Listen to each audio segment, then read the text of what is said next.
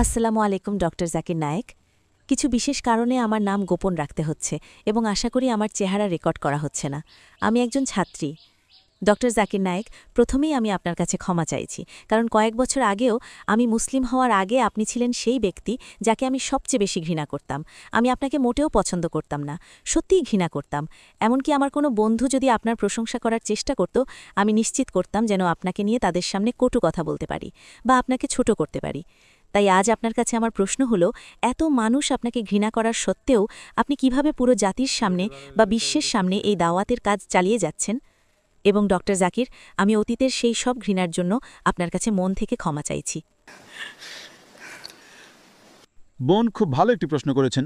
তিনি বলেছেন যে অতীতে তিনি আমাকে ঘৃণা করতেন এবং আমার বিরুদ্ধে কথা বলতেন, এবং যে কেউ আমার প্রশংসা করত তিনি তাদের আক্রমণ করে কথা বলতেন ছোট করার জন্য এবং আমাকে আক্রমণ করতেন। এবং আমি বিশ্বাস করি যে এখন তিনি একজন মুসলিম এবং তিনি তার জন্য ক্ষমা চাইছেন। বোন, প্রথমে আমি বলতে চাই যে আমাকে সেই সমস্ত ঘৃণা করার জন্য আপনাকে ধন্যবাদ, কারণ যখন কোনো ব্যক্তি সত্যিই কাউকে ঘৃণা করে এবং সে তাতে বিশ্বাস করে, কিন্তু যদি সে যুক্তিবাদী হয়, তবে ইনশাআল্লাহ তার সত্য পথে আসার সম্ভাবনা অনেক বেশি থাকে। এবং আমি আপনাকে খুব ভালো একটি উদাহরণ দেব।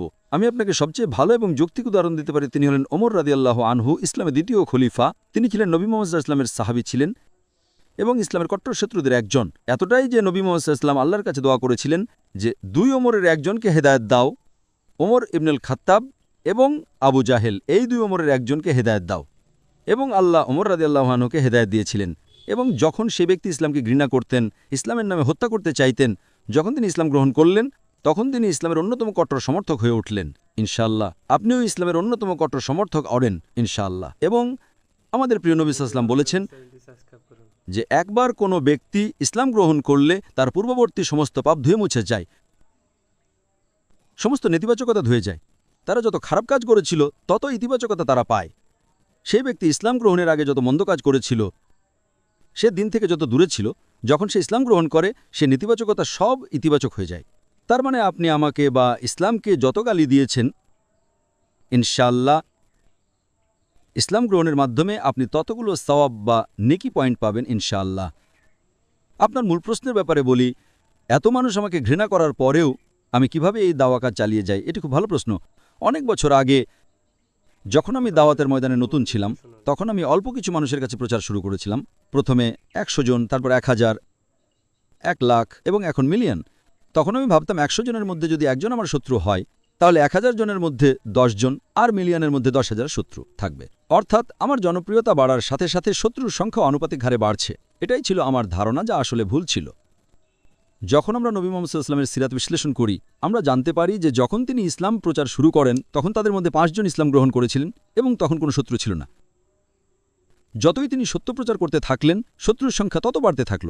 আজ বিশ্বে সবচেয়ে প্রভাবশালী ব্যক্তি হলেন মুহাম্মদ সাল্লাল্লাহু আলাইহি ওয়াসাল্লাম। আর এটা শুধু মুসলিমদের কথা নয়, অমুসলিমরাও এটা মানে। মাইকেল এইচ হার্ট তার বই দ্য 100 মোস্ট ইনফ্লুয়েন্সিয়াল পিপল বইটিতে ইতিহাসের সবচেয়ে প্রভাবশালী ব্যক্তিদের তালিকায় আমাদের নবী মুহাম্মদ সাল্লাল্লাহু আলাইহি ওয়াসাল্লামকে 1 নম্বরে রেখেছেন। তিনি অমুসলিম, কিন্তু তবুও তিনি মুহাম্মদ সাল্লাল্লাহু আলাইহি ওয়াসাল্লামকে বিশ্বের সবচেয়ে প্রভাবশালী মানুষ হিসেবে স্থান দিয়েছেন 1 নম্বরে। আপনি কি জানেন আজ বিশ্বে কার বিরুদ্ধে সবচেয়ে বেশি বই লেখা হয়েছে? আজ বিশ্বে কাকে সবচেয়ে বেশি সমালোচনা করা হয়, কাকে সবচেয়ে বেশি আক্রমণ করা হয়? কে তিনি? কে সেই ব্যক্তি? কে তিনি? আজ বিশ্বে কাকে সবচেয়ে বেশি সমালোচনা করা হয়, কাকে সবচেয়ে বেশি আক্রমণ করা হয়? কে তিনি? কে তিনি? কে তিনি? সরি, দুঃখিত, শুনতে পাচ্ছি না। Donald Trump. আজ তার বিরুদ্ধে কত বই আছে। তিনি আর কেউ নন, তিনি হলেন মুহাম্মদ সাল্লাল্লাহু আলাইহি ওয়াসাল্লাম। ইসলামের শত্রুরা তাকে সবচেয়ে বেশি আক্রমণ করে। ইসলামের শত্রুদের দ্বারা বিশ্বের সবচেয়ে বেশি আক্রমণ এবং ঘৃণার শিকার ব্যক্তি হলেন মুহাম্মদ সাল্লাল্লাহু আলাইহি ওয়াসাল্লাম। আল্লাহ কোরআনে সূরা ফুরকান অধ্যায় 25 আয়াত 31 বলেন যে প্রত্যেক নবীর জন্য আমরা শত্রু নিয়োগ করেছি, এবং যেহেতু নবী মুহাম্মদ সাল্লাল্লাহু আলাইহি ওয়াসাল্লাম শেষ নবী, তার শত্রু থাকতেই হবে। আমি বলেছিলাম ভারতে অরুণ শৌরীর উপস্থিতি প্রমাণ করে যে কোরআন সঠিক। যদি অরুণ শৌরীর মতো লোকেরা যারা ইসলামের বিরুদ্ধে বই লেখে তারা পৃথিবীতে না থাকতে, তাহলে কোরআন ভুল প্রমাণিত হতো। কোরআন বলে প্রত্যেক নবীর জন্য আমরা শত্রু নিয়োগ করেছি। তাই তখন আমি বুঝলাম আপনি যত বেশি সত্য প্রচার করবেন এবং মানুষ আপনাকে পছন্দ করবে, শত্রুরা আপনাকে আঘাত করতে শুরু করবে। আলহামদুলিল্লাহ, যখন আমি ওয়েবসাইটে একটু জরিপ করলাম, মাশাআল্লাহ অনুসারী বাড়তেই থাকলো। এসবে আল্লাহর কারণে, আমি কিছুই না।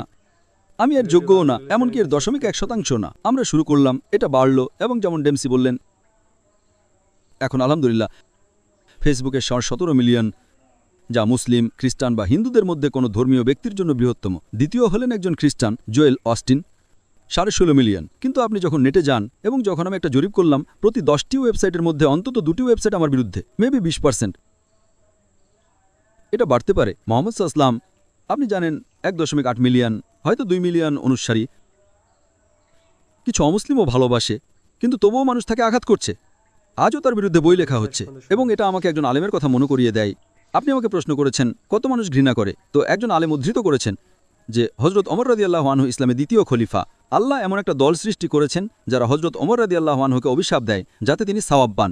একজন আলেম বলেছেন যে আল্লাহ হযরত ওমর রাদিয়াল্লাহু আনহুকে অভিশাপ দেওয়ার জন্য একটা দল সৃষ্টি করার কারণ হলো যাতে তিনি আখিরাতে আরও বেশি পুরস্কার পান। তো একইভাবে আল্লাহ তাকে পুরস্কৃত করছেন।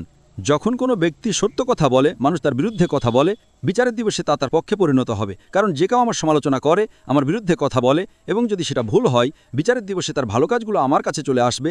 যখন তার ভালো কাজ শেষ হয়ে যাবে, আমার খারাপ কাজগুলো তার কাছে চলে যাবে। তাই যদিও আমি চাই না কেউ আমাকে অভিশাপ দেখ, কিন্তু যখন তারা ইসলাম এবং প্রিয় নবী মুহাম্মদ সাল্লাল্লাহু আলাইহি ওয়াসাল্লামের শিক্ষার জন্য আমাকে অভিশাপ দেয়, এটা আমাকে একজন কট্টর দায়ী করে তোলে। এবং আপনি যত বেশি প্রচার করবেন, আপনাকে তত সমস্যার সম্মুখীন হতে হবে। আল্লাহ কোরআনের সূরা বাকারা অধ্যায় 2 আয়াত 155 বলেন, নিশ্চয়ই আমরা তোমাদের ভয় এবং ক্ষুধা দিয়ে, জীবন এবং সম্পদের ক্ষতি দিয়ে, এবং যা তোমরা উপার্জন করেছো বা পরিশ্রম করেছো তা দিয়ে পরীক্ষা করব। আল্লাহ পরীক্ষা করবেন, আল্লাহ ভয় এবং ক্ষুধা দিয়ে পরীক্ষা করবেন। এবং আমরা দেখি যে পরীক্ষা যত কঠিন হবে, আখিরাতে পুরস্কার তত বেশি হবে। এবং আমাদের প্রিয় নবী সাল্লাল্লাহু আলাইহি ওয়াসাল্লাম বলেছেন, সমস্ত আম্বিয়া, সমস্ত নবী রাসূলগণ বিশ্বের অন্য যে কোনো নন নবীর চেয়ে অনেক বেশি পরীক্ষা করা হয়েছেন। তাই পরীক্ষা যত কঠিন হবে, পুরস্কার তত বেশি। এবং আজ আমি সবসময় আল্লাহ সুবহানাহু ওয়া তাআলার ধন্যবাদ জানাই It is هذا من فضل ربي. যে আমি যে সামান্য কিছু করেছি তা কেবল আল্লাহর কারণে। এবং আমি আমার পেশা ছেড়ে দিয়েছি। লোকেরা বলেছিল আমি বোকা। আমি আমার মেডিকেল পেশা ছেড়ে দিয়েছি, এবং যেহেতু আমি একজন দায়ী হয়েছি, শরীরের ডাক্তার থেকে আত্মার ডাক্তার, তারা আমাকে বোকা বলেছিল। কারণ যখন আমি ডাক্তার হতে চেয়েছিলাম, আমি ভেবেছিলাম অসুস্থ মানুষের সেবা করা বিশ্বের সেরা পেশা, এটা একটা ভালো পেশা। কিন্তু যখন আমি দায়ীর একটা ভালো পেশা খুঁজে পেলাম, আমি দায়ী হওয়ার জন্য আমার মেডিকেল পেশা ছেড়ে দিলাম। আল্লাহ সুবহানাহু ওয়া তাআলা আমাকে আমি যা ভেবেছিলাম তার চেয়ে অনেক বেশি আশীর্বাদ করেছেন। আমি নিশ্চিত যদি আমি ডাক্তার হতাম, তাহলে আমি এখানে পোল্যান্ডে আমার কথা শোনাতে আসতাম না। যথেষ্ট মানুষ আছে, আমরা আল্লাহর সন্তুষ্টির জন্য করেছি, আল্লাহ আপনাকে বহুগুণ বেশি দেন। এবং আজ প্রমাণ চলছি, যেহেতু আমরা সত্য প্রচার করছি, আমাদের বিরুদ্ধে লোক আছে, বিপুল সংখ্যক মানুষ ইসলাম গ্রহণ করছে। আলহামদুলিল্লাহ, পিস টিভি নেটওয়ার্কের আজ 200 মিলিয়নের বেশি দর্শক, প্রতিদিন শত শত অমুসলিম ইসলাম গ্রহণ করছে। এটা ইসলামের শত্রুদের সহ্য হচ্ছে না। তা পশ্চিমা দেশগুলো হোক বা আমি যে দেশে জন্মেছি ভারত হোক, তারা এটা পছন্দ করে না। আমি আমার দেশ ভারতের সংবিধান পছন্দ করি। এটা বিশ্বের হাতে গোনা কয়েকটা দেশের মধ্যে যা নাগরিকদের তাদের ধর্ম প্রচার, পালন ও প্রসার করার অধিকার দেয়। আমি দেশের একটা আইনও ভঙ্গ করি না, কিন্তু শান্তি ছড়ানোর কারণে আমি মানবতার জন্য সমাধান দিচ্ছিলাম।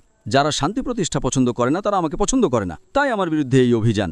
আমি আল্লাহর বাণী প্রচারের জন্য আরও কঠোর প্রচেষ্টা চালিয়ে যাচ্ছি। তারা আমাকে ভেঙে ফেলার জন্য যত সমস্যা তৈরি করছে, তা আমাকে আরও দৃঢ় দায়ী করে তুলছে। কারণ আপনি জানেন, অনেক মানুষকে আক্রমণ করা হয়েছে। তারা তাকে হুমকি দিয়েছিল যে তারা তাকে জেলে ঢোকাবে এবং তারা তাকে হত্যা করবে, তারা তাকে নির্বাসিত করবে। ইবনে তাইমিয়া, শাইখুল ইসলাম। এবং আমি বলি যে আমি কিছুই না, আমি তার তুলনায় কোথাও নেই, আমি মাত্র 0.001%। এবং আমি একই কথা বলি যা তিনি বলেছিলেন, তুমি আমার কি করতে পারো? যদি আমাকে জেলে ঢোকাও, আমি আল্লাহর জিকির করব। যদি আমাকে নির্বাসিত করো, আমি আল্লাহর সৃষ্টি নিয়ে চিন্তা করব, তাদাব্বুর বা তাফাক্কুর করব। যদি আমাকে মৃত্যুদণ্ড দাও, আমি শহীদ হব। আমার জান্নাত আমার হৃদয়ে আছে, তারা এটা কেড়ে নিতে পারবে না। আমি ইসলামের ইতিহাস দেখি, আল্লাহ নবীর সিরাত দেখি, তারা নবীর উপর যত আক্রমণ করেছে, নবী তত দয়ালু ছিলেন, নবী তত সহানুভূতিশীল ছিলেন। আমরা কোনোভাবে নবীর ধারে কাছেই নেই। কিন্তু আমরা দায়ী হিসাবে প্রতিশোধ নিতে পারি না। আল্লাহ কোরআনে সূরা ফুরকান অধ্যায় 44-34 বলেন, মন্দের জবাব দাও ভালো দিয়ে, তুমি কখনো জানবে না কে তোমার শত্রু, সে তোমার বন্ধু হয়ে যাবে। এবং আপনি সূরা ফুসসিলাত অধ্যায় 41-34 এই আয়াতের পূর্ণপার অন্যতম একটা শ্রেষ্ঠ উদাহরণ।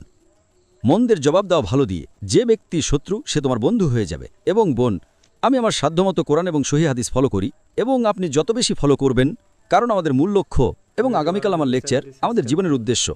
আপনার শোনা উচিত জীবনের উদ্দেশ্য কি। তাই যদি আমাদের জীবনের উদ্দেশ্য হয় আখিরাত, এই দুনিয়া কিছুই না।